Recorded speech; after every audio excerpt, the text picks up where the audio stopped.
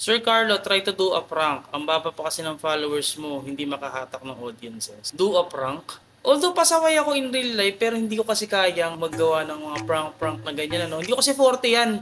So nakadepende siguro sa sa personality ng isang tao, no. Hindi ko kasi talaga kayang mag-prank, ano.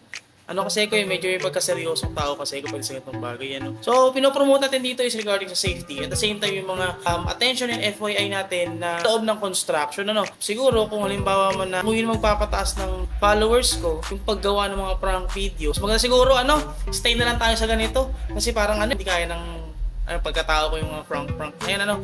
Pero, yun na nga, at the same time, encourage ko na lang kayo na i-follow tong TikTok page na to dahil meron na tayo overall 8.1k followers sa Facebook page natin, ano? Then 10k followers naman sa Instagram. Kaya check na lang. Instagram ko, ilalagay ko yung link sa baba. At the same time, yung page ko naman sa Facebook, yung TikTok ko na lang talaga na pag-iiwanan. Pero soon, in the nearest future, alam ko naman, nadadami accumulations ng followers nito at makikilala ko ng karamihan. Ano? Tuloy-tuloy lang tayo sa ganitong klaseng content. Walang masama sa ginagawa natin. Hindi ko talaga kaya mag-prank sa totoo lang. Pagpasensyaan muna, sir. Ito lang ang kaya kong i-share sa inyo. Yung mga knowledge sa loob ng construction.